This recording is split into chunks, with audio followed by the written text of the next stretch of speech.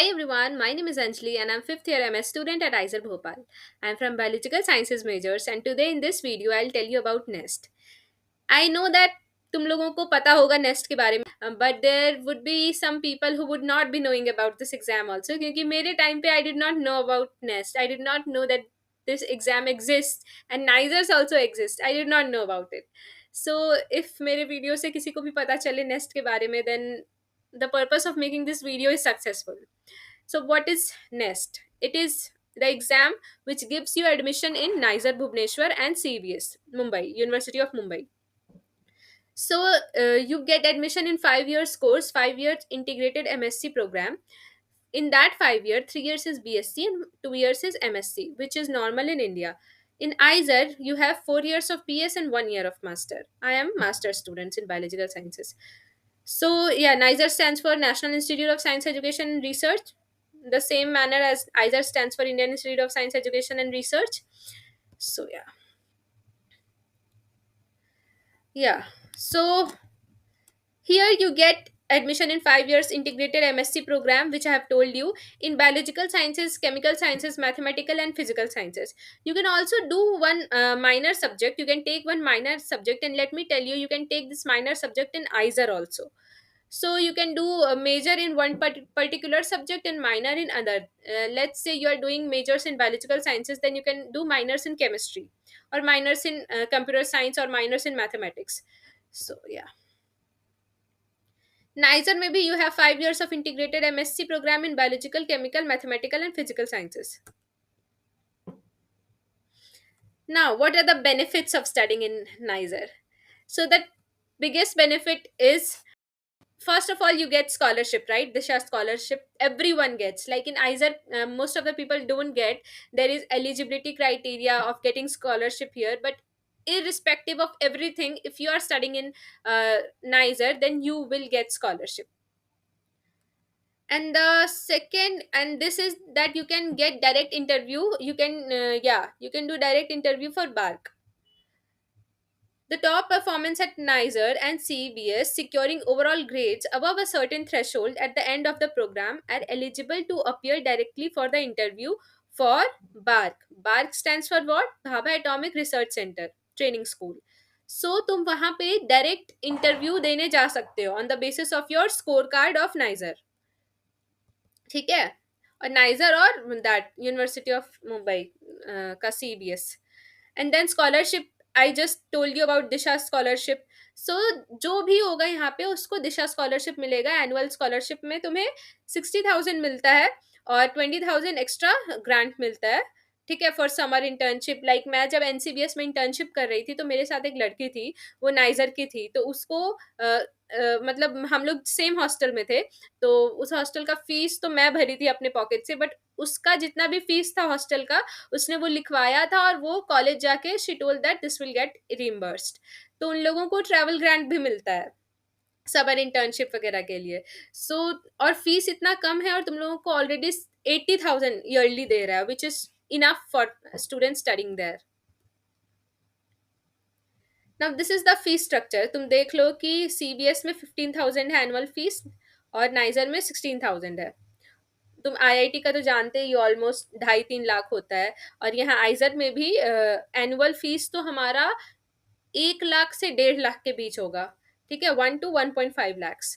तो इसका फीस कितना कम है, यू कैन सी. अगर ये तुमसे 16,000 ले रहा है फीस में और तुम्हें 80,000 प्रोवाइड कर रहे हैं, ठीक है, तो या you can see tuition, lab, examination सब कुछ इंक्लूडेड है. हॉस्टल का 1,000 पर सेमेस्टर लगता है. Fine. Now let's see eligibility criteria. तो यहाँ पे डबल ड्रॉपर्स भी अलाउड है, यू कैन सी हियर. तो अगर तुम 2026 एस्पिरेंट हो तो तुम्हारा 12 2024 2025 और 2026 का हो सकता है. तो मिनिमम मार्क्स का कुछ क्राइटेरिया है 12th में. तो OBC जनरल का 60% है, SC ST PWD का 55% है. कोई एज लिमिट नहीं है, बस ये देख लेना डबल ड्रॉपर्स तक का अलाउड है. Now seat matrix. नाइजर में 200 है, CBS में 57 सीट्स है, टोटल 257 सीट्स है सारी कैटेगरीज का कंबाइंड.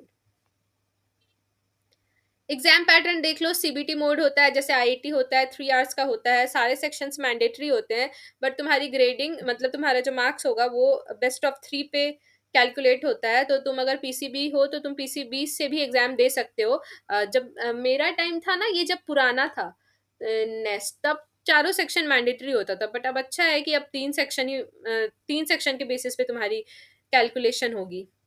और हर सेक्शन में 20 क्वेश्चंस होंगे, तो तुम्हें टोटल 80 क्वेश्चंस अटेम्प्ट करने हैं। नाउ मार्किंग स्कीम स्कीम है +3 - 1, अनअटेम्प्टेड के लिए 0। और जो तुम्हारा फाइनल स्कोर होगा, मैं वही कह रही थी अभी कि बेस्ट ऑफ 3 कंसिडर होगा 4 में। ठीक है, या तो टोटल मार्क्स 180 का पेपर होता है। और हाँ, सेक्शनल कट ऑफ एग्जिस्ट करता है, आईआईटी में सेक्शनल कट ऑफ एग्जिस्ट नहीं करता है। तो मतलब मैं अपने टाइम पे अगर ये एग्जाम देती तो भी नहीं होता, क्योंकि सेक्शनल कट ऑफ है। मैं जब आईआईटी दी थी तो मैंने मैथ्स अटेम्प्ट ही नहीं किया था, मेरा पीसीबी के बेसिस पे सिलेक्शन हुआ आइजर भोपाल में। लेकिन नेक्स्ट में तुम लोगों का सेक्शनल कट ऑफ है, minimum 10 marks must be scored in each section. Sectional cut off और ओवरऑल कट ऑफ में थोड़ा फर्क है। अ, पता होगा तुम लोगों को। जनरली इसमें तुम्हारा परसेंटाइल आएगा, जो कि तुम लोग जब जेई देते होगे तो भी परसेंटाइल आता होगा ना, तो इसमें भी तुम्हें परसेंटाइल ही दिखेगा। आइजर भी आईआईटी भी मार्क्स कहाँ रिवील करता है। ठीक है, तो ये है तुम्हारा कट ऑफ। हाँ, जो मैं अभी कह रही थी परसेंटाइल, तो जनरल का 95 परसेंटाइल गया था, ओबीसी का 90, S C S T PWD का 75 परसेंटाइल। तो ये मिनिमम परसेंटाइल क्राइटेरिया। सिलेबस इसका वही है, अपडेटेड एनसीईआरटी सिलेबस, जो भी रिड्यूस्ड एनसीईआरटी सिलेबस होता है वही इसका सिलेबस है। और बहुत ध्यान रखना कि डीप कंसेप्चुअल अंडरस्टैंडिंग का ज़रूरत है इसमें।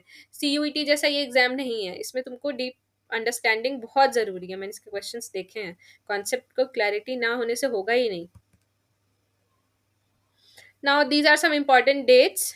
तो ये सब अभी से ही याद रखो कि कौन सा फॉर्म कब निकलेगा, ताकि फॉर्म छूट ना जाए। ठीक है, तो मई तक तुम अप्लाई कर सकते हो, जून में एग्जाम होगा, टेंटेटिवली संडे को होता है। आंसर की वगैरह सब मिल जाएगा तुम्हारा। So that's all about this exam. This exam is very prestigious, so everyone must fill the form. तुम लोग को स्कॉलरशिप मिलता है, दिशा स्कॉलरशिप। उसके बाद तुम डायरेक्ट इंटरव्यू के लिए एलिजिबल होते हो, आइजर में भी बहुत जगह तुम डायरेक्ट इंटरव्यू के लिए एलिजिबल होते हो। तो ये सब प्रोज है। और ऑफ कोर्स बहुत अच्छी एजुकेशन है, यहाँ पे भी बहुत अच्छी एजुकेशन है। यही सब चीज़ जो है आइजर और नाइजर को खास बनाता है दूसरे कॉलेजेस से, वरना डिग्री तो सेम है, बीएससी एमएससी। बस यहाँ का फैसिलिटीज़, यहाँ का एजुकेशन, लैब, ये सब हमें खास बना देता है बाकी यूनिवर्सिटीज से। तो that's all about this next exam. और तुम्हें कोई भी डाउट हो, मुझसे बात करना हो, या फिर if you are stuck somewhere you can connect me on Topmate. तो वहाँ पे या I am available if time permits me, या फिर मैं रिस्केड्यूल कर देती हूँ जब भी मुझे टाइम होता है, but I talk to people there. So that's it, thank you and have a nice day.